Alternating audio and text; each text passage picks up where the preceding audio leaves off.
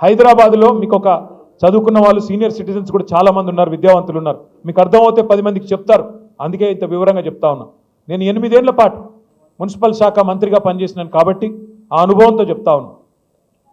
మూసీలోకి మనకు హైదరాబాద్ భౌగోళికంగా ఎట్లుంటుందంటే ఇట్లా ఇట్లా ఒక యూ షేప్లో వి షేప్లో ఉంటుంది, యూ షేప్లో ఉంటుంది. ఇట్లా మొత్తం ఎక్కడ ఒక నీటి చుక్కబడ్డ హైదరాబాద్లో మురికి నీరు ఎక్కడి నుంచి వచ్చినా జిహెచ్ఎంసీ పరిధిలో 90% పైగా గ్రావిటీ ద్వారానే మూసీలోకి వస్తుంది.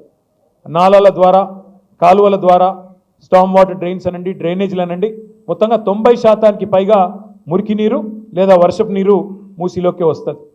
మూసీ ఎట్లాంటి నది అంటే మీరు మంచిరేవుల కాడ ఓఆర్ఆర్ ఉంది, అదేవిధంగా మళ్ళీ కిందికి నాగోలు, ఆ కిందికి పోతే ప్రతాప సింగారం, ఎక్కడ మన మేడ్చల్ నియోజకవర్గంలోని ప్రతాప సింగారం, అక్కడ ఓఆర్ఆర్ ఉంటుంది. దీన్ని ఓఆర్ఆర్ వెస్ట్ అంటాము, దాన్ని ఓఆర్ఆర్ ఈస్ట్ అంటాం. ఇది పశ్చిమము, అది తూర్పు. ఓఆర్ఆర్ వెస్ట్ నుంచి ఈస్ట్ వరకు సరిగ్గా 57 కిలోమీటర్లు. 57 కిలోమీటర్లు. మూసీ ఎట్లాంటి నది అంటే ఓఆర్ఆర్ వెస్ట్ నుంచి ఈస్ట్ వరకు మూసీ కిందికి ప్రవహిస్తుంది. ఎంత వేగంగా నీళ్లు కిందికి పోతాయంటే ఈ 57 కిలోమీటర్ల పరిధిలోనే 84 మీటర్లు కిందికి ఉంటుంది మూసీ. అంటే నీటి చుక్క ఒకటి పడితే జర్రున జారిపోతుంది. 84 మీటర్లు, కిలోమీటర్కి 1.5 మీటర్లు కిందికి పోతూ ఉంటుంది భూమి. అదే నీరు పల్ల మెరుగు నిజం దేవుడెరుగు అంటారు కదా, అట్లా నీరు కిందికి పోతూ ఉంటుంది 84 మీటర్లు. మళ్ళొకసారి చెప్తాను, మంచిరేవుల నుండి మీకు కింద ప్రతాప సింగారం దాకా 57 కిలోమీటర్లు ఓఆర్ఆర్ వెస్ట్ నుంచి ఈస్ట్ దాకా. ఒక నీటి చుక్క పడితే లేదా ఒక మురికి నీటి చుక్క వస్తే కిందికి జర్రుమని జారిపోతుంది. 84 మీటర్లు కిందికి ఉంటుంది, అంటే నీరు ఆగదు. సో మేమేం ప్లాన్ చేసినామంటే ఆనాడు హైదరాబాద్లో ప్రతిరోజు ఇన్ని లక్షల మంది ఇండ్లు ఉన్నాయి, 25-26 లక్షల ఇండ్లు ఉన్నాయి, షాపులు ఉన్నాయి, కాలేజీలు ఉన్నాయి, వ్యాపార వాణిజ్య సముదాయాలు ఉన్నాయి.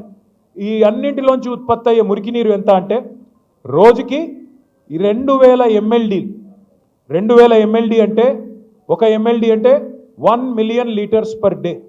మిలియన్ అంటే 10 లక్షలు, అంటే 2000 మిలియన్ లీటర్ల 2000 MLD అంటే 20 కోట్ల లీటర్ల మురికి నీరు. 20 కోట్ల లీటర్ల మురికి నీరు రోజు హైదరాబాద్లో ఉత్పత్తి అవుతుంది. కేసీఆర్ గారు మాకేం చెప్పారంటే మూసీని తిరిగి బతికించాలంటే ముందు ఆ 20 కోట్ల లీటర్ల నీళ్ళు ఏవైతున్నాయో వాటిని శుద్ధి చేయండి, వాటిని సివరేజ్ ట్రీట్మెంట్ ప్లాంట్లు పెట్టి ముందు మురికి నీటిని శుద్ధి చేసి కిందికి వదలండి. తద్వారా హైదరాబాద్లో దుర్గంధం వ్యాపించదు, దోమల సమస్యలు, ఆరోగ్య సమస్యలు రావు, ఆ నల్లటి నీళ్ళు ఏవైతుంటాయో అవి కూడా రావు. అది నెంబర్ 1 చేయమని చెప్పారు. దానికి మా కోసం, మన కోసం, మన నగరం కోసం, మన పిల్లల కోసం కేసీఆర్ గారి ప్రభుత్వంలో 4000 కోట్ల రూపాయలు, కరెక్ట్గా చెప్పాలంటే 3866 కోట్ల రూపాయలతో దాదాపు 1200 పైచిలకు MLDల సివరేజ్ ట్రీట్మెంట్ ప్లాంట్లు మనమే ప్రారంభించాము, మనమే పని బిగించాము 3 ఏళ్ల కిందట. అందులో కోకాపేటలో నేనే వచ్చి ప్రారంభించాను, నేను సబితక్క మేమందరం వచ్చినాం. కోకాపేటలో ఒక 15 MLD ప్లాంటు మీ రాజేంద్ర నగర్ నియోజకవర్గంలోనే పూర్తి చేసినాం, దాన్ని ప్రారంభం కూడా చేసినాం.